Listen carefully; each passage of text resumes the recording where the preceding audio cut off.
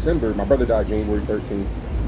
September, I was making 100,000. November, I was making 250,000. Christmas, I told my mom to quit her job, put her 2 weeks in. So I think when I first started my Instagram, it wasn't even like a name. It was like, I forgot the name, but basically I moved to Arizona. Me and my homie moved to Arizona. We was doing Forex and crypto at the time, and I was like, yo, I can't have this name if I go there. I want to have a superhero name when people see me. Yo, you Banks, right?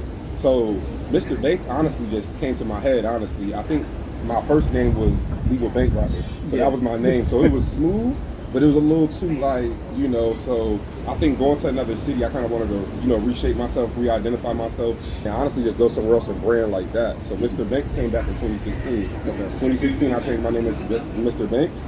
Some people don't even know my real name, you feel me? So I've branded it so well that, you feel me, it's been able to go a long way. Yeah, man, and listen, you're doing big things. So like you said, before the AI, you were doing Forex, digital marketing, but let's go back a little bit in time. What was it like growing up, and what were the earliest signs that you knew you had the entrepreneurial instinct, and what was it like? Got you. So, you know, we from the city. I'm from New York. So, like, my dad, my mom, they always been hustling. I want to say when I was in the 9th grade, my mom moved me down to Charlotte. So I moved to North Carolina. And, you know, when I moved out there, we just moved her and my little brother. So I guess when it just came to there's one thing I remember about Banks, and I fucking admire so candy in school, chips. I worked at Chick-fil-A. I used to take the chicken, go back to school, how many of you guys read the book? So, like, I've always been an entrepreneur. And then when I went to college, you know, I never fucking read management. But while I was at school, all I was doing was selling. So, backwoods out of my dorm room. Like, I was really just always focused on, like, what to do to make money. You know, even though I was in school for business, I was like, I just didn't know what to do. So when I dropped out, I ended up moving back home, and one of my homeboys who didn't graduate high school, seen him in a G-Wagon. We 19. I'm like, bro, what is you doing? Everybody that we knew was like, yo, he's scamming. But when I talked to him, he's like, yo, I do an online business. You feel me? I guess people that tried it couldn't do it, so they said it was a scam. And honestly, bro, I pulled up to his house, stayed on his couch for like 7 days, didn't wear no deodorant, didn't take no shower. I was just a student. I paid for what he was doing, and that was 2013. You feel me? I dropped out of college 2013. And my life just been, I don't want to say it's been good, because, you know, of course I went up and down as an entrepreneur, but that's kind of like when I knew that I wanted to do something online, you feel me? Of course, my main goal was getting a job, going to school for a $60,000 degree, but of course, as time went, you start noticing $60,000 is nothing. So once I just got around people that had a little bit more, taught me a little bit more, I started to have a bigger mindset of what I really could do and what my potential was. And yeah, I got back into digital marketing and all of that 2013, so it's been like 10 plus years now, bro. Hey, listen, 10 plus years now. And that, I mean, you don't master this shit. That's what I'm saying. He's really doing it, y'all. But yeah, bro, so just on some real fam shit, my father's from Bed-Stuy. Okay. For real. So, you know, but he's late now, so, you know what I'm saying, he passed away. But I definitely know the hustle out there, you know what I'm saying? But he went from being a lawyer out there to becoming a judge, so. Oh, word. Yeah. So it's definitely crazy. But yeah, bro, that's really real. How long have you been out here? Out here in Thailand? Yeah. So right now it's about to be 2 weeks, but I'm gonna be out here until January. Now, like, but when you first got out here, when you hit me up last year, like, when did you first get exposed to Oh, so that was last year. Oh, word. Right. Okay. So I came out here to Richie Mack, right? Okay. You know, Zuma Thailand. Yep, so I came out here with his little program or whatever, and to be honest with you, that's something you also could do. You feel what I'm saying? Like having like little. My mom be blowing me up about that. Yeah, do meetups because, bro, it is where the game is at. Like I know another dude that came out here with me. He tapped in with some other like streamers that do digital marketing and stuff too, right? Yeah. He went to Colombia with them, paid like 10 grand just to go out there and meet them, and they just got, bro, you use some of that money to go get a villa and all of that. That's bro. Yep. But yeah, man. So you've talked about and you've mentioned being broke multiple times before you hit your big wins. What was the lowest point you've ever felt financially or emotionally? And what was the specific belief that stopped that habit from keeping you there? You know what's crazy is it's crazy. You know, I tell people, but like I made my first $1 million when I was in 2020 during the COVID. I made my first $1 million. Okay. During that time, I had a shorty. I thought I had, for a minute I thought I had a baby. I want to say my lowest point was when I found out my daughter wasn't mine. And then I ended up basically just like, because I had a nice little career, I had a nice little salary. I basically like blew all that shit. You feel me? I just basically gave up. You feel me? Stopped showing up to work, stopped grinding. And I basically blew all my money. I was living in Vegas, started gambling a lot. It was a lot. So when I moved to Thailand, it was more of an escape. It wasn't like I'm going there to travel. It was like, all right, you know what? I got a little bit of money saved. I'm not happy right now. Let me go to Thailand and figure out my passion. So when I came to Thailand, I didn't have no business. It was just traveling. And I always tell people I met a lady at a coffee shop in Pattaya. She was from America. She seen my little New York hat. And she's like, hey, what do you do? And I was like, I do digital marketing. She's like, I was like, what do you do? She's like, I make kids cartoons. I was like, you get paid from that? She's like, yeah. Wow. You know, go check out Gracie's Corner. Go check out, you know, all of these. I'm like, wait. She's like, yeah, me and my friends, we make cartoons. So I started looking at all these. I'm like, yo, my little cousin be watching this. You feel me? And then I started doing the analytics. And I'm like, yo, like, the channel's making like almost $4 to $3 million a month. So I was like, dang, you using AI? So my very first AI was like a Kobe cartoon that I was going to make for kids. Okay. So that was my route at first. And then, of course, once I started seeing you can make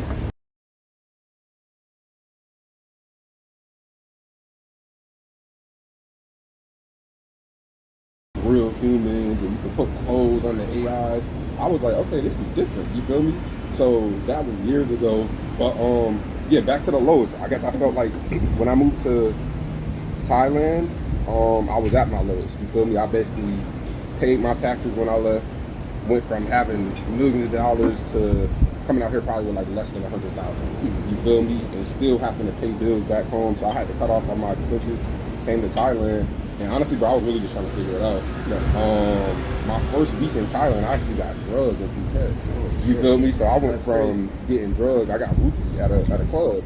Woke up the next day in a whole random ass place. And everybody, I posted on Instagram, everybody like, yeah, you need to just come back home. And I ended up going to Bali for 3 months. So Bali was kind of like, I went to Bali like a week after I arrived to Thailand. Because it was like, all right, go back home or just get out of this and go figure something else out.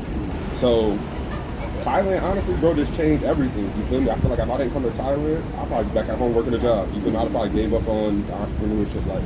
So, yeah, I feel like, so when you was even asking me, like, you know, why Thailand, bro, I just love the culture. I love waking up at 5 a.m. and seeing these 65, 70-year-olds out there on the streetcars getting everything done. And then I got homeboys back home that's 30, 25, that's complaining about little shit. I'm just like, bro, people out here barely make stuff. And they still get into it. So just seeing the hustle around the world really honestly just got me back here to find that old passion that I used to have back in the day. You feel me? So that was probably it, to be honest. That was my lowest point.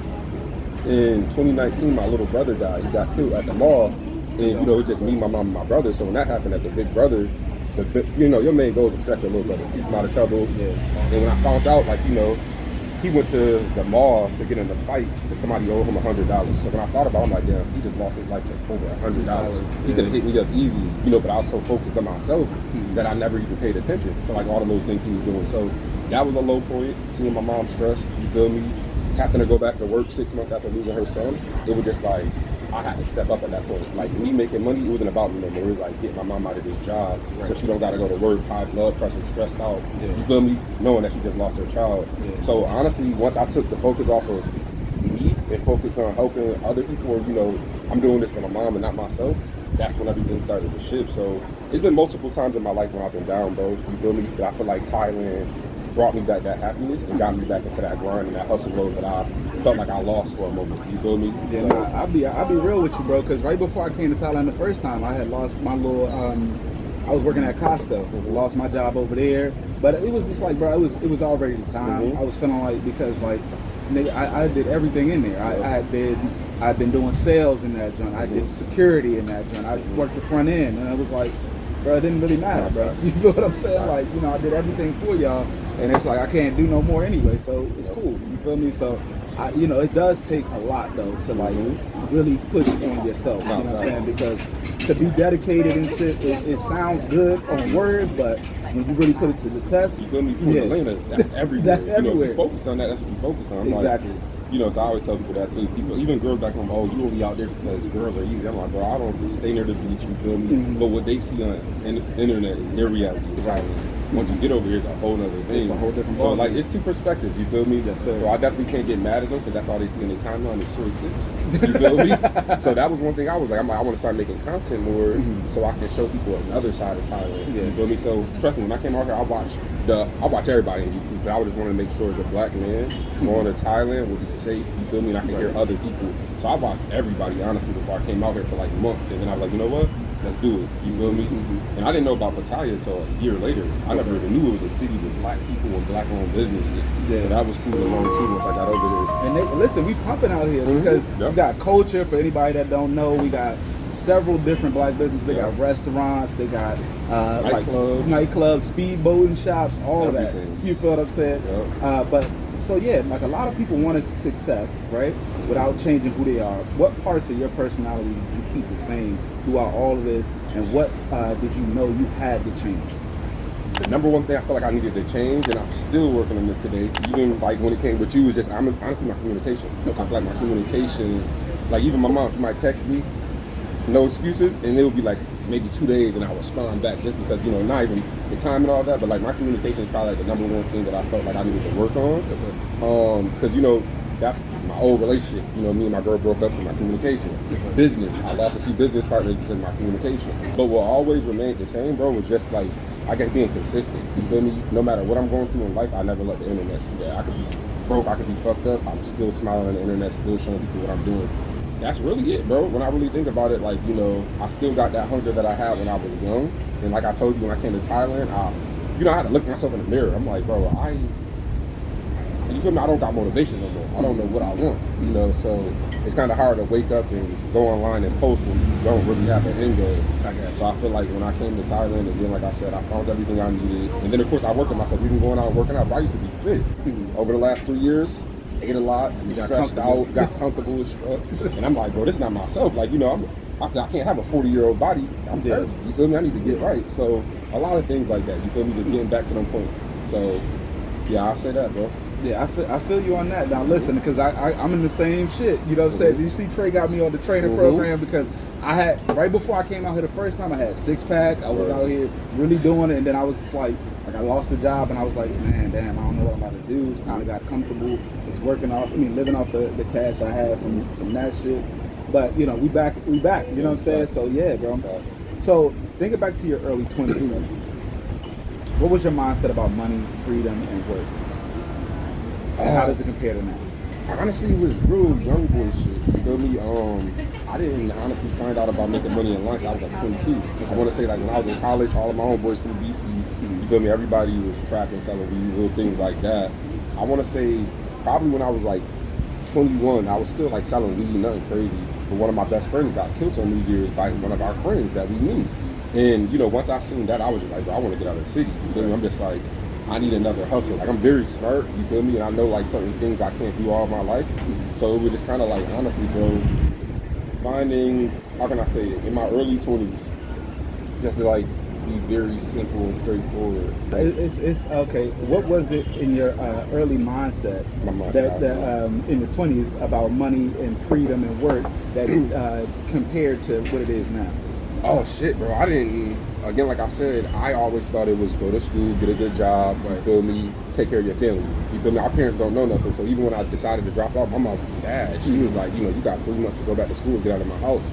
So my situation was like, I gotta get to it. I knew I didn't want to be in school because I was taking out $30,000 every single year. I was $60,000 in debt before I was 20. So it was just a lot of things where I'm like, Mom, I love you, but I ain't going back to school. So I ended up going to Texas. I slept on my homeboy's couch for about 3 to 6 months. Made my first 6 figures on somebody's couch. But honestly, bro, I want to say my boy put me on like personal development. You feel me? Reading the law of attraction, putting out there in the world what I wanted. And, I got rid of all the character traits that held me back. So the girls, the smoking, going out, a lot of shit that I love. I understood if I wanted to get somewhere I never been, I had to get rid of all that shit. And I want to say like 2016, I went like 6 months without sex, smoking, everything, and my life did a 360. So I want to say, like, bro, honestly, honestly, my mindset, just reading more, listening more, like, that's all I do, bro. When I'm at home, I got a book with me, you feel me? When I go working out, I got a book with me, something just to, like, feed my brain. Yeah, right now, I'm reading that $100 Million Money Model by Alex Hormozy. Bro, I'll finish it, I'll give it to you, bro. That's by who you said, Alex Hormozy. I got a bunch of his online shit, bro. Okay. Yeah, you got the offers and all that? Yep. Yeah. So you already know what it is, bro. But make sure y'all tap in, because like this man said, you got to really be dedicated. You got to lock in with yourself. You feel what I'm saying? Like, reading is definitely fundamental. People be like sleeping on reading because of all this internet and technology, but Bro, I mean, even if you do an ebook style, like, you know what I'm saying, if you gotta listen to an audio book, make sure you absorbing some new knowledge. Yeah, bro. So you kind of cover some of these questions, but I still want to go through some of this stuff. But you real good at this, man. I don't know if you were professional. A couple, yeah. I try to get better at every little podcast. You feel me? Nah, so you went from college, and what's crazy is we went to school for the same thing. I graduated from business management, my undergrad, and I graduated 2013. Where you went to school at? Bowie State. Bowie State, okay. Yeah, Bowie State University. I'm a Maryland boy. Yeah, I went out there for a little college visit. Okay. Yep. You went like Morgan and everything too? I went everywhere, bro. Okay. I was running track, so I went every school. My cousin went to Morgan, so we was always out there. So you was running track. Okay, so you was living a different life. I did football for a second. Only up to my first semester because that's. Once I got to school, I didn't play no sports. That's what I said. Once I got to college, bro, I got tapped in. I lost sight of everything I was supposed to be doing, and that's why I was like, all right, let me go back home and get focused. Get humbled, yeah, bro. Mm-hmm. So you went from college. You did the street pharmacist life for a little bit. So what made you like figure out that you needed to tap in with the digital marketing and like lock in, like you said, for them 6 little months and change your whole life? Honestly, bro, I guess I had a little. It's crazy because I got a house out here and I'm only paying $600. But 6 years ago, I could barely pay $400. I was splitting an $800 a month apartment with my homegirl, not even my homeboy, my homegirl. And I think I want to say I was like 22. And it was just a point, bro, and I'm just like looking at this little box that I'm living in, bro, looking at the 4 walls, and I'm like, bro, this ain't my life, bro. I can't do this. This is stressful. I have no motivation here. And I think I was just really sick and tired of being in that same place every day and like really looking at my life and just like, I don't know, bro, I would watch people online right when the internet was really booming, and I was just like, bro, why not me? Why can't I do this shit? So I felt like, just going out there and getting the research, figuring it out, bro. But I would definitely say like, yeah, early years, shit was just different, bro. It was just really different. You feel me? Like when I really think about it right now, I just wanted to get out. That's why I just put it. Like I just wanted to do something different. My family, everybody. I don't think I would just be truthful. I only got one family member who made over 6 figures. Nobody in my family. My grandma, 75, working till this day. You feel me? I think she's sick right now, so she's home. But it's just like I just wanted to do something different for my family. To be honest. Get up out of the city, bro. No, that's blessings, bro. I mean, and it's hard to change other people's mindset because even when I started in the little AI space, and I'm definitely nowhere near where you at with it. Like, I tapped in with your little construction joint, right? Because my sister does real estate, and I was like, look, here you go, we can start selling these projects easy. But she was like, okay, it looks good, but double back in and all that, and it's like by the time I'm on to the next project. This is gonna be like little stuff. You know what I'm saying? And it's like, don't sleep on it now. Like if you had the opportunity to get into the AI space, tap in with my man's AI University because it literally will change your life. But have the mindset to move quick. Don't just sit on it and be like, okay, I can do it a little bit, but like I brought my homeboy here with me. Like literally, I was like, bro, you could just pay $200, stay in my other room, let's work. He came out here for a week and then going back home. You feel me? I was just like, bro. And then, you feel me, a couple weeks later, I started really booming with it, but it was early. I'm like, yo, bro, I just found the sauce. I know how to do anything, create anybody. I said, let's lock in. You feel me? Came out here, brought him here with me, went back home, never came back. So it'd be sometimes when you try to bring people with you, pull them through, but everybody just don't see it. You can't blame them either. Some people vision, it might not be now. It might be 2 years from now. So even with me, my boy was telling about AI in 2019, but I was so focused on Forex and crypto, that I'm like, bro, what is AI? He's like, don't be wasting my time. Don't waste my time. It took me years until I finally got on. He's like, bro, I was trying to tell you this early because I know that you be getting on trends, but it's cool now. But he was just like, I was trying to tell you this years ago. Because everything you're doing now, you could have been mastered all of that. So that was about it. I mean, yeah, and that's what I'm saying. I'll tap in like right now because, like I'm telling y'all, because in a little bit, I just was watching Bloomberg this morning. They talk about the super intelligence, but really that's just a segue because by 2030, I'm lying to y'all not, the quantum computers is going to be out. AI is going to be a thing of the past. It's going to be something regular on your phone. Anybody can use, and you're going to have to learn quantum computing. Bro, I watched Bitcoin go from $200 like 2014 to over 100,000 for one. Like it was 1 year, bro, when I want to say I probably had like 8-9 Bitcoins one summer, and it was only like 250 a piece. If I knew what I knew now, I would have been holding that instead of trying to make little $100-$200 flips. So being aware of that, and now seeing AI, I'm well aware to know like where it's taking us. Even when we go places out here, we go to the airport, we go to McDonald's, they got automatic machines. You feel me? Some places out here got high tech, little robots. I went to China. They got robots that's bringing you the food. It was just like mind blowing to see that.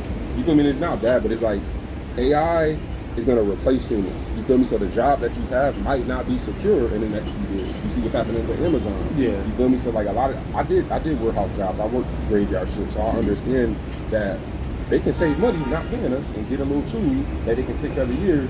And now, you feel me, is working smarter. Right, and then, or they could get an upgraded version because because y'all got to think about it like this. All they got to do is pay it to get charged up, and then boom, it's running something else. Yeah. So it's like you really got to think about where you want to be, because if not, bro, you are going to get left behind. And it's just like, I'll be honest with you, like regular schooling is that notion, like because they already on like a 20-year deficit.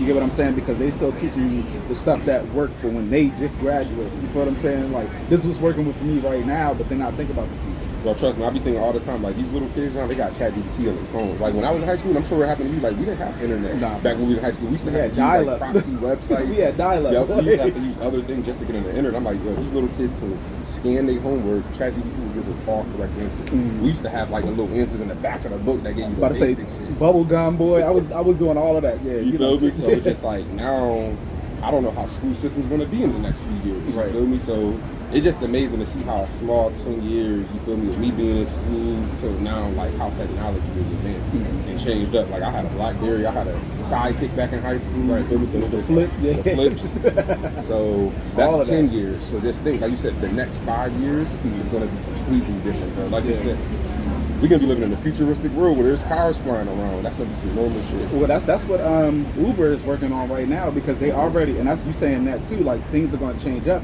Uber is already making their drivers, like they get a little quote unquote bonus. They get like a $5 bonus. Yep. But what it does is track where they go, so that the AI knows the route, so that they can go give it to like the Waymos. I was about to say, I just rode on my first Waymo when I was back in America. That shit was crazy. That felt weird. I got in the back of the Waymo, you feel me, pressed a little unlock button, got in, and I'm like, yo, this is really nobody in here. I'm on the highway. Like, that shit felt mad weird. Yeah, it's very crazy, because it's like iRobot shit. Yep. You know what I'm saying? Like, you used to see it only in the movies, and now it's about to become reality. You feel what I'm saying? So you really got to keep up with the times. But so you eventually became a top 8 in a company of about 300,000 people, right? And we're reportedly doing about $250K a month doing network marketing. How did that type of income change your lifestyle, the responsibility, and your relationships, and even your stress levels? Got you. So I feel like my mom always taught me like how to save my income. You never know, always save for a rainy day. So I was always smart. And then of course, like I said, growing up, I always had money, lost money. So once I touched that type of capital, I was a little bit more older. I was 27, I was a little bit more wiser. And once you get a lot of money like that, bro, things that you want don't really cost to save. You feel me? Like, I mean, they don't cost that much. $250,000 is a lot of money. So when I thought about it, I'm like, bro, I don't need that much stuff. You feel me? I didn't buy nothing crazy. I got a watch, little stuff like that. But it made me humble. But also, I was able to help a lot of people around me. And also, I learned my mistakes by giving a lot of people that I know money, for sure, friends, family. But I felt like I told you, my number one goal was to retire my mom. So me when my brother died, I was only making $10,000 a month. 9 months later, I was making $100K a month. And by December, my brother died January 13th. September, I was making $100,000. November, I was making $250,000. Christmas, I told my mom to quit her job, put her 2 weeks in. You feel me? So that was for her. You feel me? So basically, half of my income was going to her because I already knew how much she was making a year. Right. So my income was her income at some point. So I already knew that my mom's quitting her job, so I can't fuck around and play games because nobody want to tell their mom, hey, mom, I ain't got it, you got to go back to work. Right. So I felt like it definitely made me a little bit, a lot wiser. I ain't gonna front, I was a little asshole a little bit, you feel me, especially like having a little bit of money. I talked to people a little bit different. I was a little bit rude, lost a lot of good friendships that I had. So I was able to see a lot of the mistakes, you feel me? So I felt like, I even got humble. When I lost that income, I felt like that was like, I'm gonna, like God telling me, I'm gonna give it to you now, but, and if you know how to go get it back if you want it, but like, you gotta be a different person. You feel me? Because money could turn you into a whole nother person, but I have best friends that I watch make millions of dollars, we don't even talk to them. You feel me? So I've definitely seen how that can change people. And trust me, bro, like I said, gambled my money, I did a lot of shit that I was supposed to, and I was like, gonna always have it. So, bro, yeah, money can make you or break you. I'll just put it like that. I've seen a lot of relationships like tarnish off of money, bro. And when you think about it, it's fucking paper. You feel me? Like, so I really be thinking about stuff like that. Like, damn, I wish I could have had this relationship. This relationship wasn't ruined. over this petty ass shit. You know, so when I think about it, I'm like, damn. You know, that's why I said when I came out here, I was able to kind of disconnect from the real. I changed my number, and then I found out who my real friends was. People that really reached out to me, really wanted to see if I was straight. So yeah, bro, I feel like, you know, it shows a lot. Like, I feel like when you get money, it paints a picture of who your real friends is, who's around you just because you got money. Because the moment that I was no longer making $250, certain people who was around me stopped showing up, stopped calling, and that shit stressed me out too. Cause like, damn, I really helped these people out. But when I no longer got that title, you feel me? They're not pulling up no more. They're not texting. They're not reaching out. And then I also, like, before I left America, I had a lot of shit that I had that got stolen. So I used to have a lot of my homies around me, like, especially when I was making money, I would have my friends, yo, come live with me, bro, because I wanted them to change, you feel me? Yo, come stay with me for 3 months, you know, leave New Jersey, leave New York, come out here. And then, of course, like, little shit, like, oh, where's my watch at? Where's my ring at? You know, like, thought I had $200 on it. You feel me? Little shit like that. And then I think I'm like, they probably grabbed it. Little shit like that. Right. You know, so. Still think it's small, bro. Still think it's small. Yeah, because, I mean, honestly, you would have put them on to a lifestyle where they could have had that shit they damn self. You know what I'm saying? Like, because now they all they got is the memory and the ring, or they got, you know what I'm saying? Yep. And that'd be the craziest part, because I've had people that's like that too, you know. They come into your life, they just want something, they gonna take it, you just looking around like, where the fuck is, you know what I'm saying, PlayStation gone, little shit. Like, the stupid shit, right? So at one point, you said you were crashing with 15 people at your place, whiteboarding all night long, trading. What you mean as far as like the business wasn't, what do you mean by the business wasn't fun anymore? I mean, imagine your environment, right? Imagine you coming to this show every day doing a podcast, but he's coming over here and he's just like, low energy. When y'all do podcasts, he's just like, so tell me about your life. Like, you just notice that he's just like, it's different, right? Everybody energies, you know, it's just like, it's not, y'all used to come over here and it's exciting. We're doing this. We got guests. And now it's like, nobody's really putting in the work no more. So sooner or later, it's like, all right, cool. Like, what are we going to do? Like, what's the real vision? There was no vision no more. So at the end of the day, that's kind of how I felt being. So in a sense, you feel like niggas was just floating together. What were the key ingredients that made your team culture so powerful and back then? I guess it's the same thing like Kais and Net and all them are doing. They're getting content houses, they're getting their homies that's focused, and they're all living together. Whereas like that's all we do is eat, breathe, grind. Like, you feel me? That's like how we work. So basically, me and my homies had a 4-bedroom house. What we did was all of our leaders who was really working and grinding and deserved to be around us, we would have them just come through, air mattress, and just every day. Whiteboards, forget the TV, we got the whiteboard where the TV supposed to be, and we're figuring out exactly what we need to do. We're waking up 5 a.m., 2 a.m., trading. So like, we just had a balanced type of schedule, bro, and it was just bringing momentum to our business.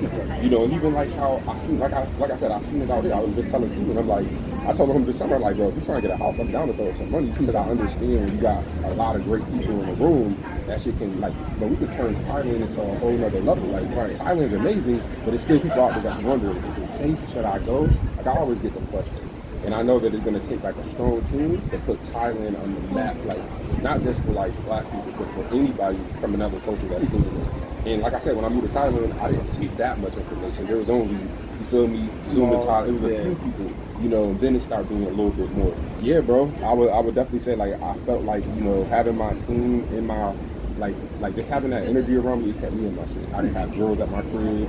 So even when I was making a lot of money, I got 12 people at my house. No girl want to come through when there's 12 people at the crib, and that was cool for me because I knew where I was trying to go and where I wanted to get to. And of course, I'm making money, but all these kids over here are broke. You feel me? So at the end of the day, I'm not rich until the whole team was rich.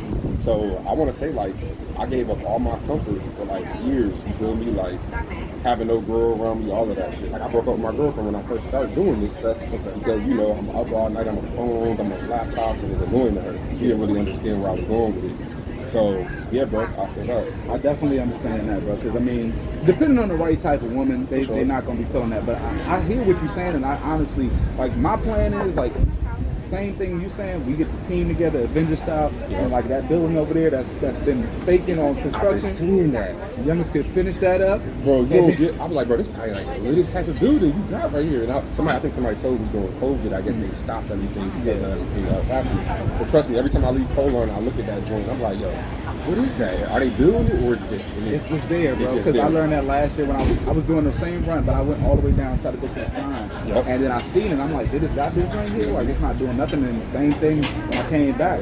But, you know what I'm saying, that's right there is power. Like, you get the group together, and instead of just doing pool villas, get a hotel. Trust me. That's fire. Yeah. So I'll be getting a lot of game from like Brandon, like I always be asking, because that's my whole goal is I want to get a business in Thailand. I'll look at everything, even the nightlife, and I'm like, yo, the nightlife in America, you got the bottles, you got the sparklers, you got beautiful women. You go to 808, you ain't really got that. You feel me? They don't really make you feel like it's a great club, but they don't make you feel back at home. And I feel like, you know, if we bring that vibe out here, it could bring a whole lot of people. Okay. You feel me? So that's what I want to do. I want to have a business out here the legal way. You feel me? I want to have the right documents and everything. So talking to the old heads, you feel me, 40, 50 year olds who've been out here for 10, 15 years, I know that I can make multiple millions in Thailand compared to being in America. You feel me? So even my mom's like, when you gonna come back?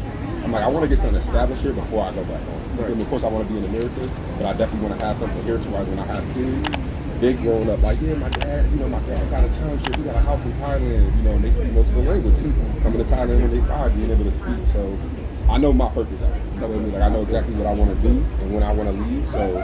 So you do want to go back to the States? I thought this was just your home base. I love it here. I'm gonna always have a spot here, but I definitely feel like family's important. You know, and then of course as we get older, we start going back home. Mom got gray hair now, so it's like a lot of little things where you be like, you don't want to miss out. I don't want to miss out on that. You know what I mean? But I missed out on that when I was in the business. I was around my team so much that I would miss Thanksgivings, Christmases. You feel me? So it was a point where I'm like, damn, okay, my little cousins graduated high school. When I started my online business, they was little at the family reunion. So now it's like, okay, they're in college now. I was in college when I started this. So it just seemed like time goes like crazy. Time moves so fast, and it's way more important than money. And you can't get time back. I could lose $1 million, I can get that back, but I can't lose 2-3 years because I can lose a family member that I would never be able to see again during that time. So I definitely feel like, you know, being back around the family is something I want to do, but I for sure want to get certain things done myself as a man in my 30s before, you know, of course I go back to the career. Facts. All right, so we are to the crashes and losses part of this thing. So you've openly talked about going from a high level in MLM to essentially living with nothing, no benefits, no residuals, and almost starting over. Back at working a regular job. So what caused that break in between you and the company beyond the surface there, John? To be honest, just like, I feel like in a business, like my whole goal being in that MLM is pretty much to retire myself and get where I needed to be to where I could have more time. But I felt like it was a point when I had a lot of money, but it was still a job. I had to be certain places. If I didn't, the CEO, everybody texted my phone. So I want to say when I found out my daughter was in mine, I let everybody know. I got on the call with the CEO because they were like, yo, you've been distant. What's going on? And I'm like, bro, I just found out my daughter was in mine. You feel me, on her first birthday. So I'm like, you got to understand, like, I can't help other people if I'm not happy. I can't give them motivation if I'm not motivated myself. And they basically kind of like, I don't want to say they forced me out of the company, but they basically were like, okay, well, you got 90 days to improve. If not, we're going to give you 70%, like give you 30% of your income. I was like, what? Right. So it was a point where I left the business like making $50,000 a month. So when I left, my account was making $50K, and I just let it go because I was like, yo, they don't fuck me, they don't care about me. Right. You feel me? So once I seen that, at that point, yeah, like I would just say I was going through my stress time. You feel me? Just like, damn, I just gave 5 years of my life to a company, and I don't get benefits. You feel me? The MLM is not a job, so I don't get health benefits. I don't get none of that. So once I'm done, I'm done. There's no more income coming in any other week. So it was just a point where I was like, damn, I really just, you know, and again, like I said, I lost my brother, all of that through the time I was in this business, and I gave my life to them, and I'm like, damn, they don't really fuck with me like that, you know. So it was a point where I'm like, damn, I gotta figure out myself. I gotta figure out how I can be able to survive without depending on other people. And that's why I said when I came to Thailand, I never had my own course. I never sold my own shit until I came to Thailand. I always did things for other people. So once I came out here, I'm like, I'm great. You feel me? People hitting me up because of who I am. My following grew more being in Thailand, doing my own thing. So it was just a point when I was like, yeah, like, you know, it was just like, yeah, like I said, they didn't really care about me. And once I seen that, I didn't care about the money I was making. I was like, you know what? You don't really care about me. I don't care about this. I can go make that somewhere else. And, you know, they doubted me for a minute because I had people disrespect me, people that I thought that really fucked with me, that really showed me the true colors after that. And then tried to tarnish my name and say, you know, he left because of this reason. So it was just a point where I was like, bro, you know, I just got to get out of this. You feel me? So then something I seen online, you said, you mentioned owing roughly $900,000 in taxes, right? And 80 to 85% of that you saved had to go straight to the IRS. 100%. What did you learn from that financially? Well, me and my homeboy had a LLC together, and you feel me? Like, I guess when we first started the LLC, we didn't know what we was gonna make. We didn't know how things were gonna be. So I want to say, like, our first year, we probably made like you know, $80,000 between two people split down is $40,000 a year. So we wasn't thinking about taxes. We're still 20, 21 years old. You feel me? So we don't know what we don't know. And of course, once like 4 years pass, our mentors are like, yo, so, you know, have you guys did your taxes? And we like, nah, we ain't do those, you know. So he basically connected us with like an agent, and she went through 2019, 2020, like everything. And like, I want to say I probably spent weeks going through my cash apps, every receipt I ever had, just to give her that information to help us deduct something. You feel me? Because the taxes was crazy, bro. But again, like I said, you know, like, in a black household, we don't learn shit like that. Like, I didn't learn about my credit. My credit was bad. And then, of course, it's just like I said, it's who you know, it's not what you know. You feel me? So it's like I met people who taught me about my credit. I met people who taught me about my taxes. So yeah, that was crazy. And that's why I said, once I paid all that and I looked at how much I had, I was like, I can't live this American lifestyle no more. You feel me? So I didn't move to Thailand because it was cheaper, but I was like, you know what? Let me get rid of this $3,500 a month house. Let me get rid of this for now. Let me go somewhere during the summer, figure out what I want to do. So yeah, bro, it was a lot of things that I just, like I said, when you're making $250,000, some of the bills change. You feel me? Okay, you got a house here, you're helping your mom out, you're paying your sister's mortgage. It's just like a lot of shit where it's like, damn, I can't do that no more. You know, so I felt like I had to cut everybody off with my mom. You know, even my mom was like, should I get a job? Because I know you're not making that money. You know, and I'm like, nah, let me, you feel me? So having texts like that late at night, like, hey, I can get a job if you want me to, shit like that gets sparky, bro. Like, all right, I gotta get in my bag, bro. Like, my mom, like, I just went to the world and told them I retired my mom. Now, 6 months from, you know, it's like, damn, mom asked me, should I get a job? Right. So, you know, just things like that as a man, you just feel like you want to work harder at, so. No, that's a fact. And I don't want to talk too much because you mentioned it a couple of times, but, you know, as a man, though, bro, like, I've experienced exactly what you're saying. Like, I had a false baby accusation on me, and but I was in middle school, and I was really that's different. Yeah, like, young.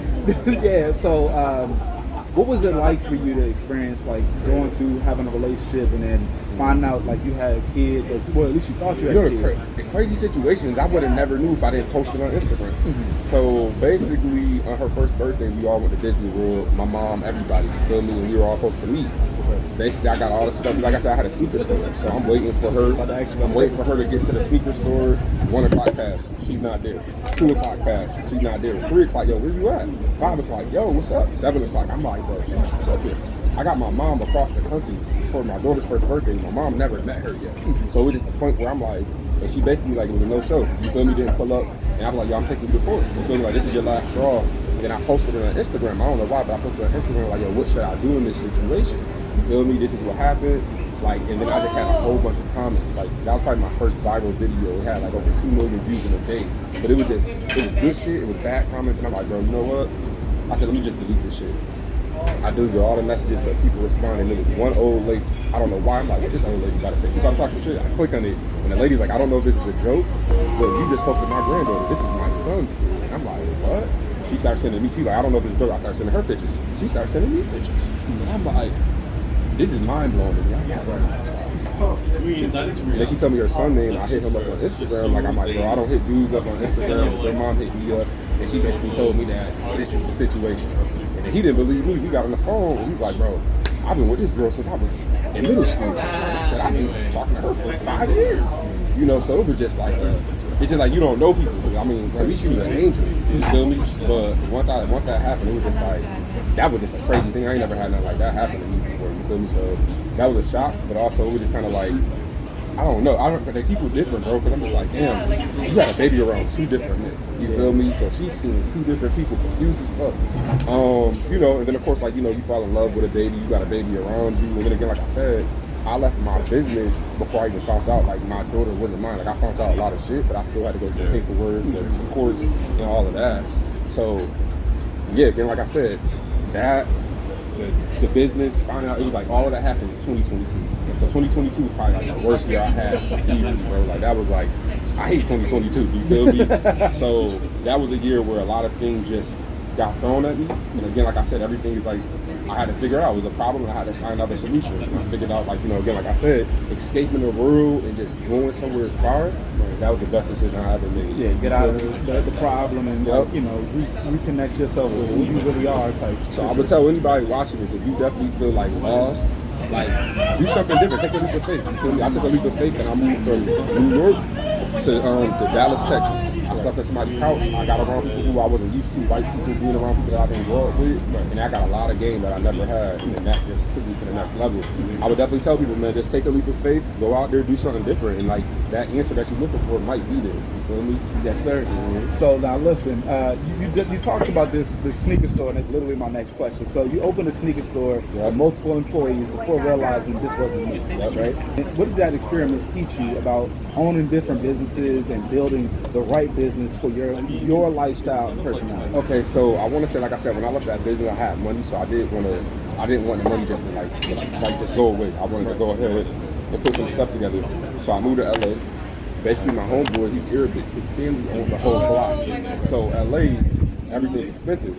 I had a sneaker store on Santa Monica Boulevard, which is like right there near the beach. My homeboy, since he was my boy, he's only charging me $2,000 a month. Everybody else is probably getting 8 to 10 grand. Right. So I ended up getting like a homie discount, and then for my boys, we all wanted to invest. So everybody threw up like $8,000 each. We got the building, we built up everything we needed. So I didn't lose money, but I didn't make profit. So basically, we was always able to pay our bills and pay our employees with what we was doing. But when it came to that year and we were like renewing the lease, it was like, nah. And that's when I moved to Thailand. As soon as my sneaker store was over with, I'm like, all right, I'm gonna sell all these sneakers on Facebook, see who can buy them. But it was a great experience. I felt like, having a shop and being able to have like a mom and pop shop and understand it was good on the business sense. But then when it just came to like smart investing, I'm like, I don't know if that's the smartest investment. So somebody's like, yo, bro, I want to start a sneaker store. There's a lot of things that I would reevaluate now that I didn't before, like who's the competition, what other sneaker stores are around. You feel me? Like a lot of things like that. And then of course, like sneakers is different, bro. Like the prices of sneakers go up and down. Just like these Ray-Bans, these can be $300 per day. They drop another pair. This is gonna drop as well. 150. You feel me? 150. Shit, or Christmas. That's how much I got them for. 150. Yeah. What? Last year. That's crazy. Christmas time, bro. So you feel me? Like, so I would just definitely say like it was definitely a learning experience. For sure, it was cool though to have a shop, be able to pull up, have employees that all felt good. But I would never do it again. Yeah. I'll probably do it out here, but like LA sneaker society, I would never do it there. All right, so today though we're gonna get into the AI University, right? Yes, sir. So now you're known as the guy who creates AI clones. You're killing the game. I don't know if y'all seen he don't got Trump out there, he got everybody out there. But the AI University runs and teaches people how to make viral AI characters, right? You did all of this without a tech degree, anything fancy to set it up.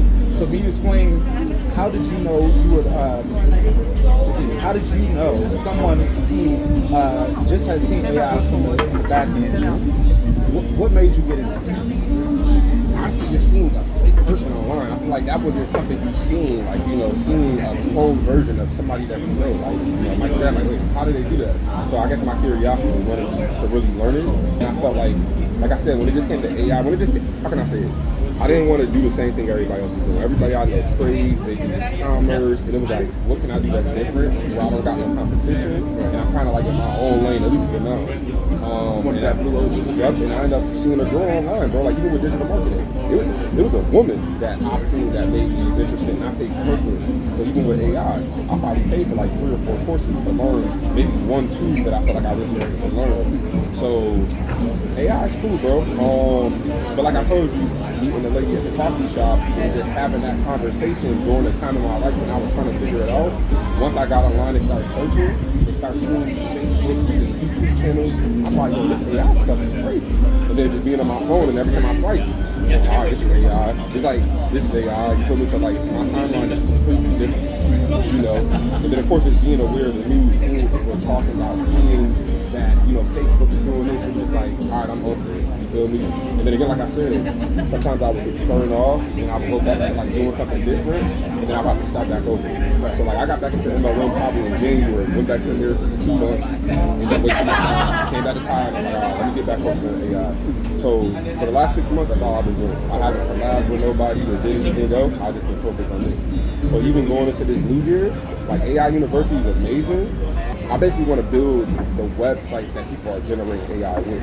Okay, like that's really the breadwinner. So like when it comes to trading, I could be a trader or I could be the broker that owns the trading platform that everybody's trading. So right now I have a lot of AI companies that hit me up like, hey, promote our brand, we'll give you an affiliate link and some free credits. And I'm over here like, yo, all these companies hitting me up. how can I own one? How can I have my own? Yesterday I had somebody hit me up like, hey, thanks, I want to collab, I want to create an app, and I want to create an app for all the things that you're doing, like the Higgs Hill, the Queen. Basically, you can get that given partnerships. So, of course, like I said, you don't know what you don't know. So I'm like, I don't know how to create apps, but they're like, I know how to do all this, and I can get you Nano Banana, I can get ChatGPT. I was like, that's crazy, because that's something I would do. Now I can give out free game on my Instagram, and people actually use. That's my platform. You feel me? So, and then you could be sitting out there feeling like, all right, you want to get some bread, you get 30% or whatever, you know what I'm saying? Anybody, and that's a great move, because I'll be honest with you, I was just like, I don't know if you know about the Lovable and all that other stuff, so like I kind of dabbled in making these websites and stuff like that. I haven't done the app per se, but the app probably will be the next level, because most people just want to be on their phone and be able to do it, you know what I'm saying? Not to say you can't do it on your phone, but you do. I do everything in my laptop. Yeah. I even brought my laptop with me. I do everything in my laptop. And a lot of these platforms, they don't have apps yet. Right. So it's a little bit, like I said, I always identify like, okay, this is a great tool, but this is one thing that they're missing. Right. You know, so I was just thinking like right now, the AI shit is growing, and a lot of people are always asking, what software do you use? What tool do you use? So I know like that's $1 billion idea. You feel me? Like the apps and all of that stuff. So yeah. That's about to be the next move. All right, so what was the period where you said you were making $100K per month digitally, right? And you were like, okay, let's switch this up and let's translate all these skills that I got into this new game, which is the AI universe. It was definitely, I created my first AI anything November of 2020. Like I created my first photo, and I want to say February 2024. My homeboy, his girlfriend, she's good with graphics. She was like, hey, I like what you're doing. I want to create everything for you, and you create your own course. So she told me to create my own course. I wasn't gonna create no course. I was honestly just doing photos for people. Like, I created this for me. I got a picture of me and my dad. He died. You know, people create a photo for me. That was what I was doing. I was creating stuff for people. But once she kind of told me about the course, I was like, damn, there's no courses out there. Like now, there's a lot of courses. But if this was last year, this time, you go on Instagram, AI creator courses, none was available. You know, so I was like, well, shit, everybody want to learn, let me create it. So I want to say, yeah, last year, January 2024 was basically the year that I really just like locked in. So it ain't that long, you feel me? It ain't like I ain't been doing this for more than 2 years.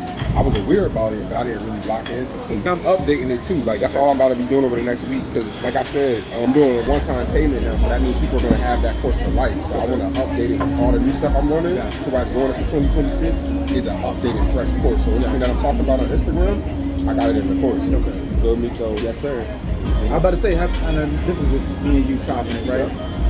You thought about doing the school thing now? I got school. Okay, so yeah, because I mean that makes it easier to like update it and keep people engaged type situations. Like I said, the school thing is cool. Like I said, as a doing things by yourself sometimes is cool, but having a team is better. You feel me? So I feel like I'm in my community. I'm the only one who answers questions. You feel me? If there's something that needs to be updated, I'm the person who got to think about that. You feel me? I don't really have like a yo, bro, we need to do this. Yo, I just heard about this.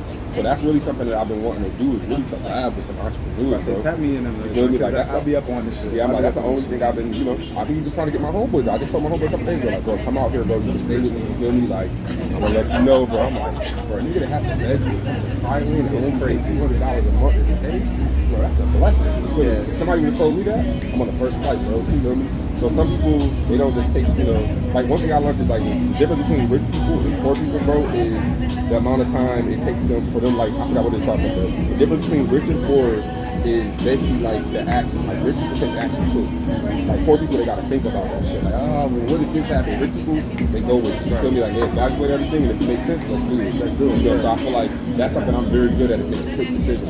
I don't gotta think. I don't gotta get nobody's validation. All I gotta do is like, okay, you know what? I'm gonna do it. So even with AI, everybody's like, bro, that shit don't make sense, bro. How are you making money with it? I'm like, bro, don't worry. I'm gonna evaluate it. I'm gonna figure out every way that we can make money with it. You know, so that's one thing. Yeah, I'll say that. I believe me, I feel it, because like, listen, it took me. I was on that hurdle of the mindset, right, you guys? So like, I had that, like, I don't know if this is gonna work, but I knew that you was really doing it, right? Even when I bought your course, I was like, bro, I don't know if I could, you know.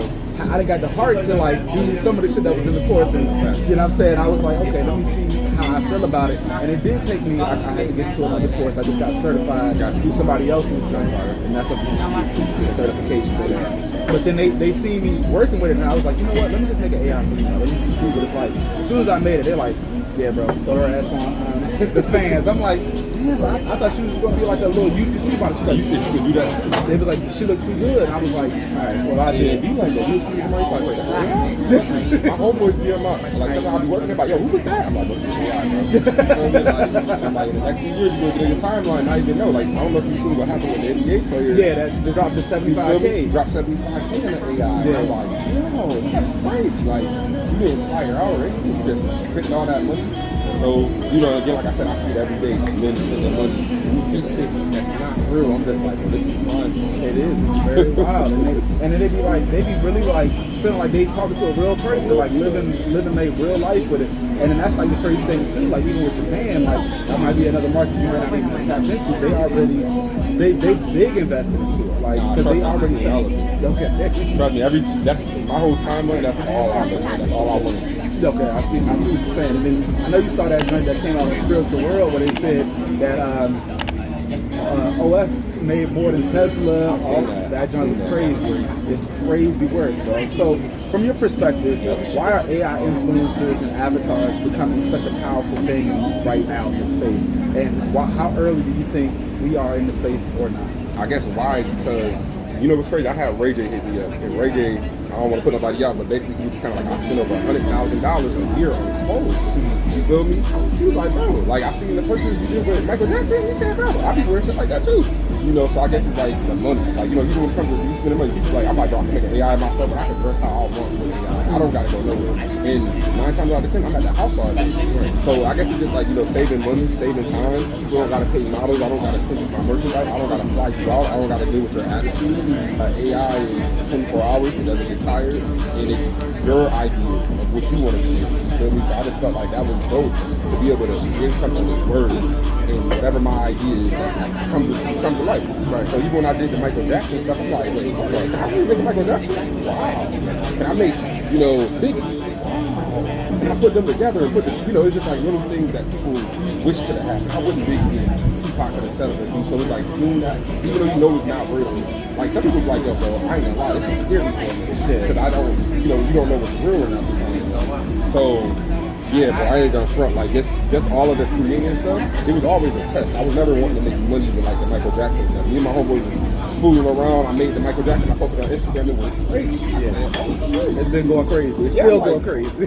So Michael Jackson took over Mr. Banks' page. People don't even know who I am sometimes, unless you scroll all the way to the bottom. Some people go to my page. I'm like, yo, who are y'all even highlighting for? You don't know who I am. You know, so it done got crazy for a minute, and I'm like, you know what? I'm not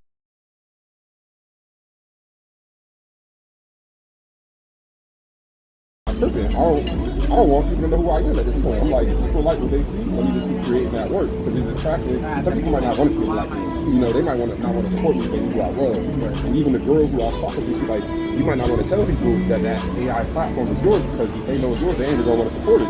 But if you're showing that you're using this platform or whatever, people are gonna be interested in whatever you're using. So, yeah, I'm about to say that's really it, bro. No, listen, you're doing like the real thing, bro. Like, cause I'm telling you, when I saw that Michael Jackson, I was like, yo, he's killing it. Because I was like, I would get hit with the blocks off that joint. I don't know what, he got the sauce for real. Because it's certain things you can't do, certain technically with AI. And not to cut you off, that's why I'm going so hard with it, because the laws are going to get hit. Like, AI ain't no law right now. Yeah. So there's certain things where it's like, in 6 months you ain't gonna be able to do that. So to me, I'm like, capitalize, get the audience, get everybody you need, be creative. Because in 3 months, you might not be able to create no Michael Jackson or any celebs. Disney just actually signed a $1 billion thing, so it's giving their rights to use our characters. So some people, even Jake Paul did that with like Sora. Yeah. So there's a lot of people that's gonna be like, I know where AI is going, and I know they might use me. Let me at least get like a little puff from it, from them using my likeness. Yeah. So, yeah, but I'm like, it's a creative shit. And again, like I said, sometimes I'll see some ideas on Instagram and I just go ahead and take the idea and create it in my own flow. So there's a lot of people out there, like I don't want to make it seem like I'm like, I ain't no king of AI. Like there's a lot of people that I save and watch every day, and I'll just go back and rewatch their stuff and just try to duplicate it, make it a little bit more interesting. So I get a lot of ideas from other people that feel me online. Yeah. And listen, that's really how it is though. You gotta, recreate and fit it to your brand, because to be honest, like the Yeezys and everything like that, that's a recreation of some other shoe. You know what I'm saying? So it's nothing different than any type of business, brother. So if it ain't broke, you don't fix it. Yeah, that part, bro. So hold up. So let me. I want to ask you something. I want you to give all your thoughts, but we're gonna talk about your content strategy, right? So you went from 6K to 7K views on your content to do hundreds of thousands of views on the joint, like doing viral numbers, literally. What is the specific things you changed to make your content have those hooks? I guess the length, either thumbnails. What was it? And we just hit 500K during the interview. Yeah, too. that's it. That's it. That's it. So honestly, bro, I just felt like just posting more. You know, when I first started my business online, none of my friends wanted to support me because they knew who I was. Like, you live with your mom, like, you ain't got no money. So my whole goal was, if nobody online know me, if I follow strangers, you know, so when I first started my Instagram, I followed you. I was the dude who had more followers than following. Like, I was following 7,000, I probably had 2,000 followers. They ain't following me, I won't follow them, and we got cycle. And then when it came to, like, I guess now, I post like 10 to 15 times a day. So with me, it's like repetition. You feel me? Like, I might not be the biggest person, I might not be the most in shape, but if I show up every day and run, I'm gonna get in the shape that I want. So I feel like with social media, people always say, oh, it's an algorithm. I don't believe in algorithm. You feel me? Just keep posting, keep putting stuff out there. You know, of course, I'll look at my time, because like, okay, 8 a.m., people like my stuff more.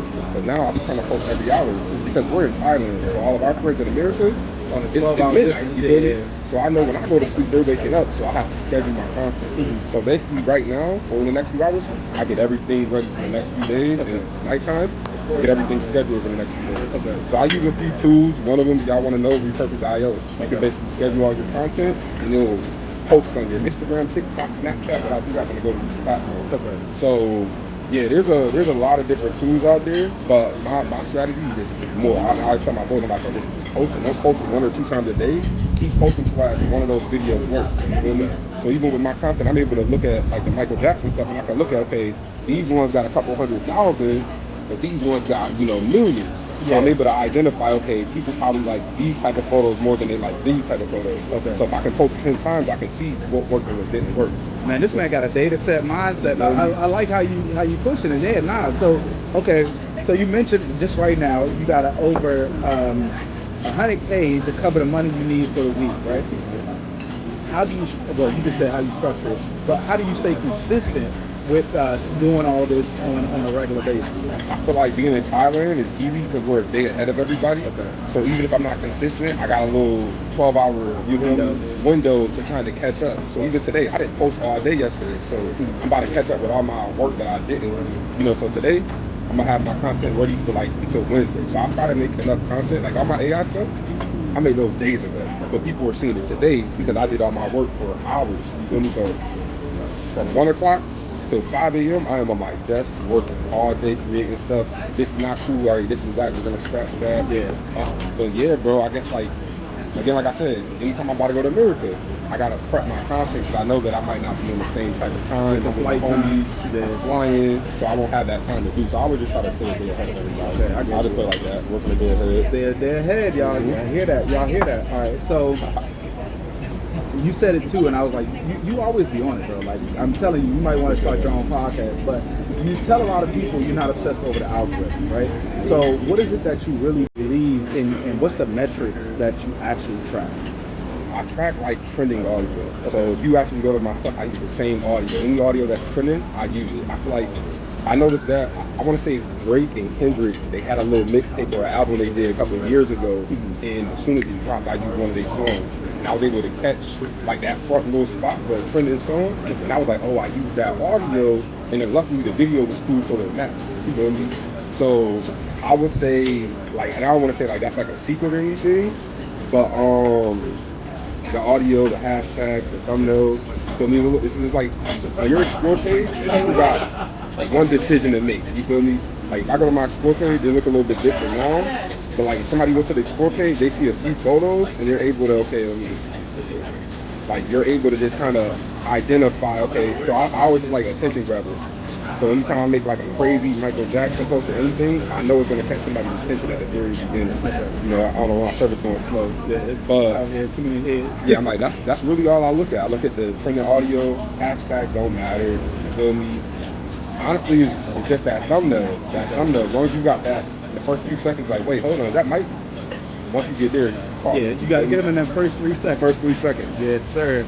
All right, so many of your students have many of your students are and followers are trying to use AI to escape the regular 9 to 5. What are the 3 non-negotiables you would tell them when they come to your content and want to start building their brand with AI? I just had to tell this to like my boy. My boy like, yo, bro, whatever, I want to do this. And I was like, yo, what do you want to do with AI? Like, I don't want you to see me post a girl on social media and think like I'm about to get rich like that. Because I'm like, I got clients for everything. I'm like, I'm at a point right now where yeah, I create my own AI, but I have clients that work on for their businesses. So I guess identify, like, don't look at Mr. Banks and like, okay, I want to make money with AI because I see Michael Jackson. That's not how I make money. That's our Instagram page. Right. You know, but again, like I said, I guess, and I don't want to say 3, but I always ask people like, what do you want? So I can at least know that I want to make money. Which way do you want to make money? Of course, like, let them know every way. You know, you can make money with clothing brands. You can make money with monetizing. You can make money with the subscription-based products. So I guess I don't want to say like non-negotiables, but I guess like, bro, I can put it like this. If I show you my course and the 500 people in there, there's probably 10 people who went through more than 5% of the course. Yeah. Some people will pay for my shit nice and go. It's just the thing, and that's why I stopped charging monthly, because I'm like, I don't want people to get charged monthly. They're not using it. You feel me? So I'm like, you know what, let me just have it one time thing. I don't want to do it, charge back. But I guess for like, I spent hundreds of dollars on courses that I never went through. So I feel like, you know, I don't really want to say like people got non-negotiables, bro. I just feel like some people see stuff online, they might pay for it and never use it. You feel me? So I feel like, even myself, I did that before. But I have some people that's like serious, you feel me, that really go through this shit. I wouldn't say no non-negotiable. I just say like to anybody watching this, like, identify which way do you want to make money with AI. You feel me? Because there's so much, it can get overwhelming sometimes. Yeah. You feel me? So you can see somebody doing real estate. Oh, that looks crazy. You can see somebody doing fashion. Oh, wow, that looks crazy. So you can't be a jack of all trades. So that's something I've been able to learn. Because trust me, I'll get in my bag and I start creating all types of shit. And I'm like, you know what? That's not what works to me. You know, I might do that later, but let me just stick to what I'm doing and keep going that way. Yes, so I always tell you, like, figure out the route you want to take with AI. And whatever route that is, and of course, we can get on the call, whatever, and we can go ahead and, like, scale everything and write down what you should be doing. Okay. Now, I feel that, though. I feel that. So, we broadening it down right now. But for someone listening who's dreaming about relocating to Thailand, maybe want to get into the AI space, what would you think are the practical steps, and what would you recommend as far as a visa, bank account, housing, or even building a business? So people always ask me that, like, how much money do I need to make? I need $50,000. I'm like, bro, you don't need that type of money to go to Thailand. I'm like, you come out of Thailand, $5,000. But you, of course, you gotta have a plan. How's the money capital coming? Because Thailand is cheap, that you might end up spending a lot of money in a day, going out, doing this, doing that. So I'll say, honestly, do your research. Like I told you, I spent months watching other people, you feel me, until I felt confident enough to take that leap. So even myself, I didn't just come to Thailand. I really sat down for a month and watched videos all night, eating popcorn, drinking something like, oh wow, that looks amazing. You feel me, figuring out where I want to go. Of course, once I got out here, it's way more stricter now with the visa. You know, like, a lot of people done left, they can't come back. You know, so there's a lot of influencers that leave Thailand, but in reality, they can't come back to their proper paperwork. Right. You know, so I'll say find an agent, the GTV, you got the educational visas, there's a lot of little visas you can get out there that's less than $1,000, $2,000 that can give you the time you need to figure things out. But I also tell people, like, I did the Airbnb route when I first started. I didn't know if I wanted to do the Phuket, Bangkok, all of that. So I gave myself like 90 days to go to all the islands, figure it out. And then I want to say probably like 2-4 months later, I finally went ahead and signed the lease. You know, so I just did the proper due diligence and did the research, tested out the environments of where I felt comfortable at, and then I made my decision. So I just feel like anybody that's coming here, like, make the decision for you and where you feel comfortable at. You know, so yeah, about to say, I ain't want to get stuck in Bangkok, because I did Bangkok first. And I signed the lease, and I ended up just breaking my lease to keep that one bounce. But I feel like the Thai is cool for me because I like the water, but I still like to go back to the city, close to everything. So Pattaya is cool, but I feel like this is a real dope city. Of course, it needs a lot more infrastructure out here, infrastructure. But I feel like, you know, if we come out here and we really got some stuff going, that's gonna, hundreds of people are gonna come here. And now people are like, yo, I was rocking you for years, bro.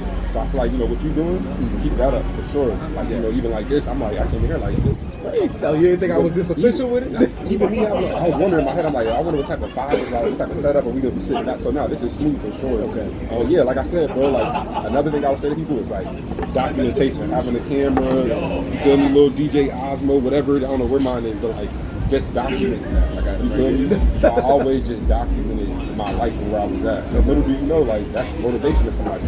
So, like, that's how I created my first digital product. It was a travel book. People see me in Thailand, like, how? What apps did you use? How much did you spend? And I'm like, you know what? Let me create a $10 ebook. And I probably sold that to 1,000 people. And I'm like, damn, I only charge $10. Let me bring my price up. You know, because a lot of people starting to hit me up now. So it was a lot, bro. It was a lot that I learned. Crazy is I got a free ebook doing something similar. I was like, you want to travel like how I travel? Because I don't be like, niggas don't know about the points. Excuse my language, but people don't know about the points. But you can utilize the points to pretty much fly for free, and nobody knows about it. So I made a free ebook, and that's been out for over a year, and the price is going up. So after this video, I better go grab it ASAP. You got 24 hours. Yeah, but yeah, bro, it's really crazy how much people don't like look at the opportunity that they have until after it's like a bigger price point. And I think that's really crazy too, because like even your course at like $100, right? When I got it like last year, like February, March, right? I was like, the value is ridiculous, especially what I see now going on. And most people are so afraid to be like, all right, I'm gonna take the plunge and grab it. But like, you gotta think about like this, like you make a $100 investment to make over $100K within by the end of the year. Like I told you, I said I bought somebody's course because it was something they was doing, and I wanted to learn that. I knew how to make the AIs, but I didn't know how to take somebody's, like, let's just say right now, this could be Michael Jackson right here. I can literally, if you making a video, I'm gonna take the video later, I'm gonna show you. And this is gonna be Michael Jackson sitting here doing the interview. I wanted to learn that. I paid somebody $197 just to be able to watch one segment of this course to learn what I needed. And I was like, okay, once I learned that, it's on the crazy on social media. I can make that money back in a day or two by showing people how I was able to do this. Right. So, you know, I'm never afraid to invest, because I know at the end of the day, you know, I've invested in shit that was trash. You know what I mean? I'm like, you know what? So it's learning lessons. But I said with the AI stuff, bro, there's people charging $500 a course. $1,500 a course. You know, so like, and I just tell my homegirl this, I'm like, AI so big right now, like, he's like, is it you, are we ahead? I'm like, bro, there's no price for education AI. Like, when it comes to like credit, you know how much it costs to get a credit with kid, or I can pay $500, I can pay $1,000, $2,000 to get my credit fees. Forex, you can pay $200 to get a course, $50 to join somebody's group chat. AI is like, how much does that cost? Because there's no price on it until somebody put that price on it. So I feel like we're so new right now that, you know, you can create your own way. So like, I got my price at $99 because I was thinking about that custom mixtape that we had at $100 back in the day. And I was like, you know what, let me just keep it a buck. Let's keep it $100, no nothing else, and let's just keep it like that. You know, and basically all the competition charging more, I'm gonna just get more value for a less price. Right. You feel me? So that's all I look at. Like, all right, let me give more than they're giving. Let me keep my price low. Because like, people wonder why he charging so cheap. It is to be different, bro. You feel me? It's just like, it ain't really for the money because it's cool, but like, I'm excited and I know what's about to happen soon. And like I told you, like, there's other avenues that I want to go to. I don't want to do the people. Like, I want to be in the back end. I want to be in the chat box. I want to do things like that. The websites. So there's a lot where we are, bro. Listen, I feel you on that, right? So you talking about it too. So your content is incredibly persuasive. You got the deep cuts. I mean, the deep fakes, right? You got the AI influencers. You got the voice clones. But what do you think the ethics and stuff is going to change in the next like couple of years? It's going to change a lot, and it's crazy because actually yesterday I just learned how to do FaceTime swap, where I could be on the phone. Yo, it's Michael Jackson. Yo, that's crazy right now. That's crazy. And I use OBS. It's different. So that's going to be something I'm going to start dropping next week. But the ethics is definitely going to change. I guess it's just like how you use people. You feel me? And I guess, like I said, that's more when it comes to like celebrities and using somebody else's likeliness. But other than that, it's just like your social media. You can't go on there posting news stuff. That's how I lost my YouTube. I accidentally posted an AI that was news, and I lost 10,000 followers in 10 years of like my actual, you feel me, my page. So there's a lot to it, bro. But like I said, the government's gonna have to get right when it comes to AI and institute all of that into some documents. But right now, there's nothing. So the playing field is open right now. Anybody can go in there. It's uncensored. You can create anything, bro. So it's really ridiculous. Like, I'm on platforms right now that, not to say it, but you can take a celebrity and fake expose them and making them look like they was doing something they wasn't doing. Like, I have a picture right here of a fake girl. We're growing like, oh, who's that girl next to me? Like, I wasn't with no girl. Here's a picture somebody showed me. So it's like your worst enemy could do something. Like, and I told people about that. I'm like, that's crazy, bro. Like, I didn't think about that. I don't know if you've seen it, but people are getting Uber Eats with the fake food, like showing their burgers looking raw because they're using ChatGPT. They're like, yo, get the burger and like make this food. So now they can free Uber Eats because they're saying, hey, my food is raw. So people are using AI in so many different advantages, bro, that, it's getting crazy. See, I would have never thought about it on that low ass level, but I see what people. Yeah, low petty, but it's crazy petty. Listen, I feel like we're on the same plan because like even my girl, she be like, oh, where you gonna go? Like all I do is if I'm gonna go out, like I'm gonna go work with Trey for a second, but that's only because I know it's a business move. So he wanna connect with other little joints, and I'm helping him with the his brand and stuff. You know what I'm saying? And we already about to split that bread, but I also want him to like do more stuff. And what was crazy, right? Is like I did a content creator course, and then I had like people come in and like I did have people come in and add sauce, but I also wanted like people to do this competition, right?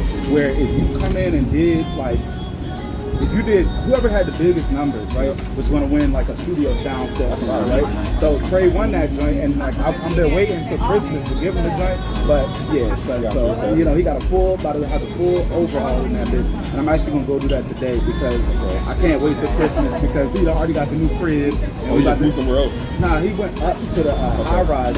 So at first he was in like.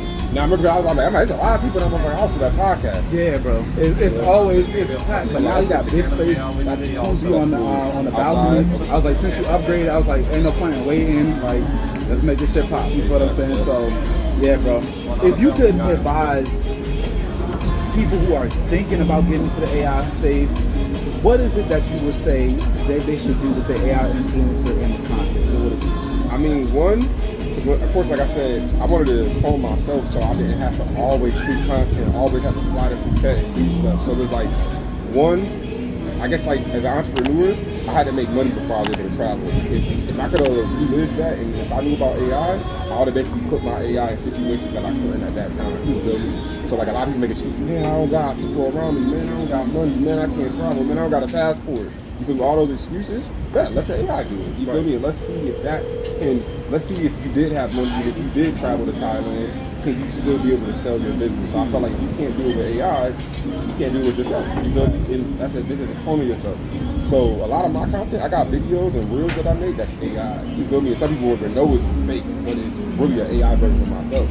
So I would definitely say, you know, just figure out, I guess, test it on yourself first and see the route that you want to take. But I can't really get an answer to that, bro, because it's just like, it's just about the person. You feel me? Like, I don't want my homeboys to hit me about AI just because, like, I want to make money. It's like, bro, like, I'm passionate about AI, and I'm making money from it because I'm passionate about it, and what I'm doing is creating the shit that makes me, I get so interested in what it is. And again, like I said, I had to go through different ways of how I can make money till I found out what I like first. So at first I probably spent 6 months on YouTube making YouTube videos, doing long form content, 10-second clips and making 3-minute videos. And I'm like, okay, this is a lot, but it's taking too much of my time and I'm not making anything from it. So I just kind of had to, you feel me? I spent all summer, all last year just figuring it out.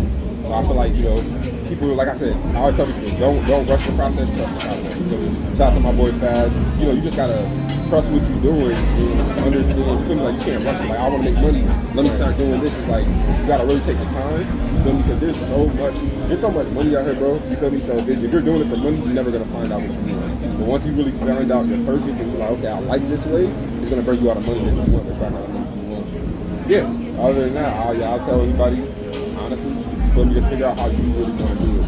Yes, sir. Because it's just so much, bro. Yes, sir. AI so much. Now, if you could leave a voice note to yourself as the version of you when you landed in Arizona with $1,300 in your account, what would be the 3 things you would tell him about money, the trust you was just talking about, and patience? I think I told myself some good things when I made that Arizona move, but that was a smart move. I guess one was like, just be careful. You feel me? I felt like, you know, a lot of the money and a lot of people around me, I was like not focused. I was thinking everybody was for me. I think everybody liked me. I thought, you know, there was a lot of things that I was kind of like, should have paid attention to. Like, you could have easily recognized certain things. So I could have just been like, you know, just be more be aware. You feel me? Be aware who are you around. Be aware who start coming around you because of obvious reasons. That's one. You know, like I said, being smart. Like I said, once I did go out to AZ, we was partying, we was going to the club. So there's a lot of little things like that. Because it's like I can't relive it, so I can't really tell myself. Because if I would have told myself these things, a lot of things, you know, I might not even be here in Thailand right now. I told myself. So I feel like in life, bro, you gotta actually go through some shit. You feel me? Make mistakes. You know, so if I could, I wouldn't even tell myself those things to be truthful. Because I felt like that time, Mr. Banks had to learn all those things. If he didn't learn those things, it wouldn't make him who he is now. You know, so sometimes you think like that, like, damn, I wish. And it's like, this right here is a test for you. You feel me? So like, this is gonna take you to a whole nother level that you've never been to. And you know what's crazy? Is even when I was making $250,000, I told the people this. I had like a little, I don't want to say a psychic, but I was at a club one time getting super drunk, and it was a young dude like our age, he was a preacher. And I was in LA, and he was like, yo, bro, can I pray for you? And I'm just like, you feel me? I was just like, you know what? All right, cool. So he was just like, you feel me? Just talking to him, and he just started seeing a lot of stuff like, man, what about something you talk to his father? And I'm just like, yeah, hold on. Like, I said, I don't talk to him. I don't talk to him. You feel me? Like, me and him don't talk. And he was just like, you make a lot of money, I can tell, but you know, you can make way more than you're making, but the hate that you have for your dad is stopping you. And it was like crazy because only I know certain shit like that. So for somebody to like kind of tell me, and it was crazy because, and he was like, yo, you need to call your dad. You need to call your dad. And it was crazy because that night I texted my aunt, like, what's my dad? I got my dad. What's my dad? You feel me? Got his number, then hit him up 2 weeks later, my brother died. And that was the first time I called him in like 5 years. You know, so I get a lot of different signs and stuff. But like I was telling you, like, I like life is just something that you gotta go through. You feel me? So it's like sometimes telling yourself something that could probably help probably might not have been good. You feel me? Like I probably would have had to go through that to make me a stronger person. But even with the shorty, hey, you know, you was getting signs that probably that couldn't have been your baby.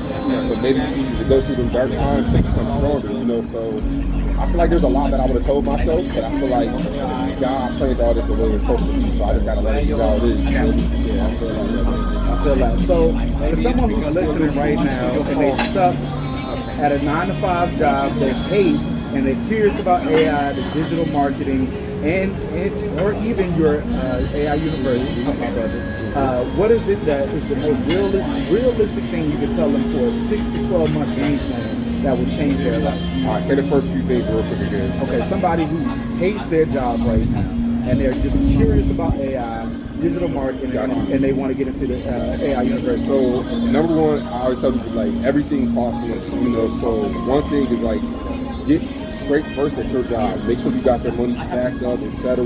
Don't like. I had a lot of friends that like quit their job as soon as they heard of something and they didn't make money, and now they were stuck in a position where they had to go back to work. So I would say be smart before you do that too. You know, I want to move to Thailand. Be smart, stack your money up, think about like the do's, the don'ts. You know, like I always write down like the pros and cons of every situation I take, because there's always pros and there's always cons.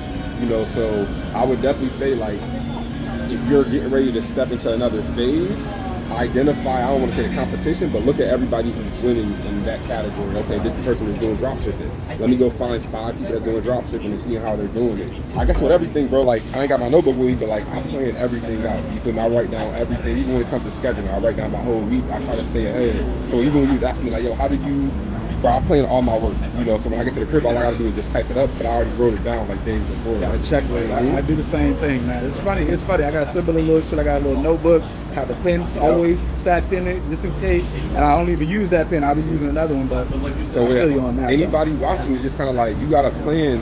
If you fail to plan, you plan to fail. You feel me? So it's just like, I planned everything. My move here, even me getting into AI, I planned everything. How can I make money? What are the 5 different ways I can make money? What should I do? Like, even with these pictures, I always write those down. Like, okay, cool.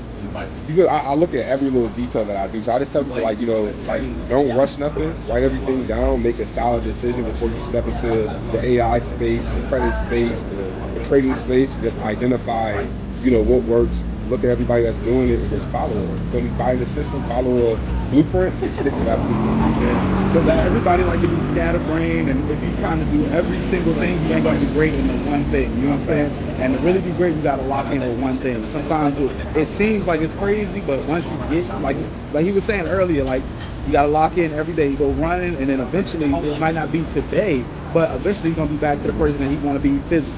Even with the stream, like I tell you, I want to stream. Like I know like I said, I can't be a jack of all trades, but I'm like, okay, I want to stream. Maybe I should stream what I'm doing on my computer every day. I'm on my computer for 5 hours. Why not stream and show somebody a day in the life of what my work is? You know, so now I can have an audience like, wow, bro, I love your work.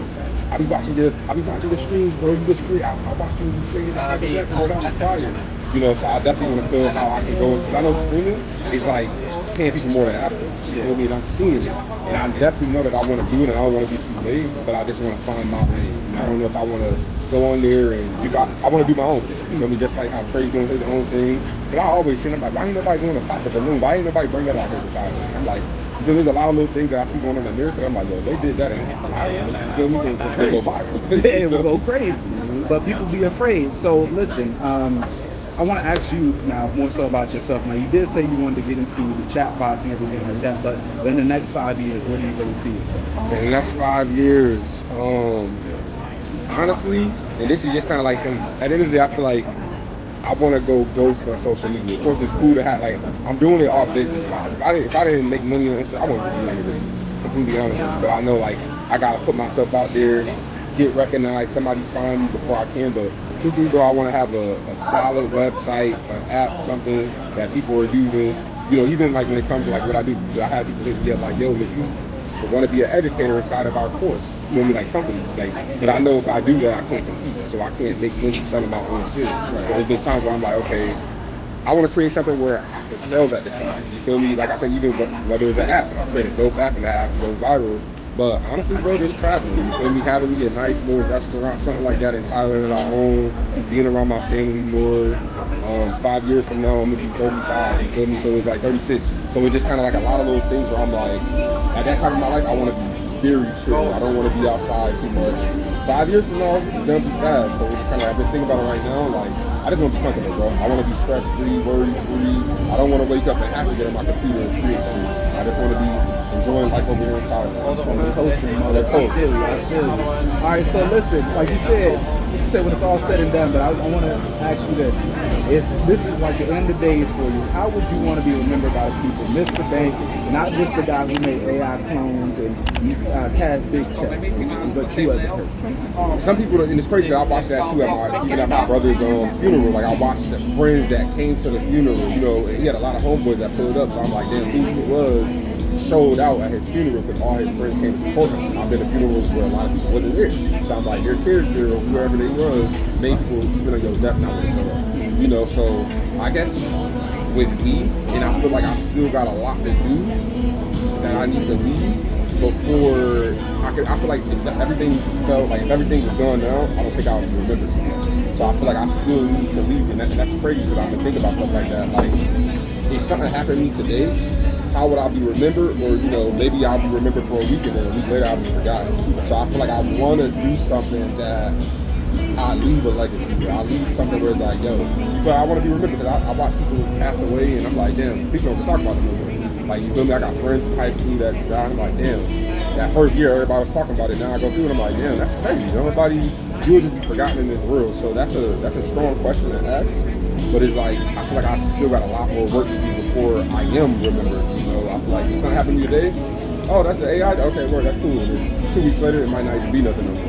So I feel like there's a lot more that I feel like I need to do, a lot more giving, a lot more, you feel me, like, a lot, bro. Like, I feel like I want to donate. I haven't did a lot of things. Like, shit, feeding the homeless. Like, I've been seeing people, I forgot what shorty name is out here, but she be going to, like, all the little Thai shelters. She be going to see the little kids. So there's little things like that where I'm like, I want to get back. And I feel like I haven't gave back to you to be remembered. So I feel like I want to get back more before, you know, like, okay, that's a bank I never seen before. I've never seen that before. So I do want to, you feel me, I guess in the next 5 years, that's something too I want to get back to. You're a little non-profit, man, you know what I'm saying? So I guess back to the community. I love it. We'll talk about it after the stream right here. But, man, listen, that's all I really got for you. I want you to just give them a little shout out, let them know where you at, if they want to get in contact with you, how they can, if they want to join the AI space and stuff. Yeah. Listen, man, first off, shout out to my boy Juice, man. We made it here. You've been tapping in with me for a minute. I've been busy, but you know, at the end of the day, I was like, you know what, let me tap in with them, let me get focused. So if y'all watching this right now, make sure if you're in Thailand, if you're out here, you're an entrepreneur, trying to get your voice out there, tap in with my man Juice. You know, he got a platform for you to come out here, beautiful views, tell people a little bit about yourself, and he does the research. You feel me? So he asks me stuff that I'm like, hey, how did you know that? So definitely respect that a lot. But, if y'all want to get tapped in with me, bro, Mr. Banks, 4Zs, basically mostly all platforms. Instagram is where I'm mainly at. Other than that, you feel me? I would just say, just stay tuned. I got a lot coming. YouTube is under construction, TikTok is under construction, but Instagram is my main bread and butter. Or you can go to my website, call my influencer. learn a little bit more. But other than that, man, this is about him right now. So I would definitely say tap into this because this is like the beginning, but this is gonna blow. So for any entrepreneurs that move into Thailand, that want to be around the culture and meet more people that's like us, that's doing something, tap in with him. He'll get you connected with others. And I mean, other than that, man, y'all watching this, make sure y'all share this, like this, and leave a comment. And you know, we're gonna see y'all in the next video. So this is episode 1 with us, you know, and there might be a part 2 coming soon. Oh no, that's definitely. I always do a year follow-up, so yeah, so I'm gonna be back. I'm gonna be back next year. Even if you ain't here, bro, I know how to catch a play. I'll find you. We're gonna do something for sure. As always, my good people, live as long as you want, never want as long as you live, and always squeeze the best juice out of life. Peace. Get it.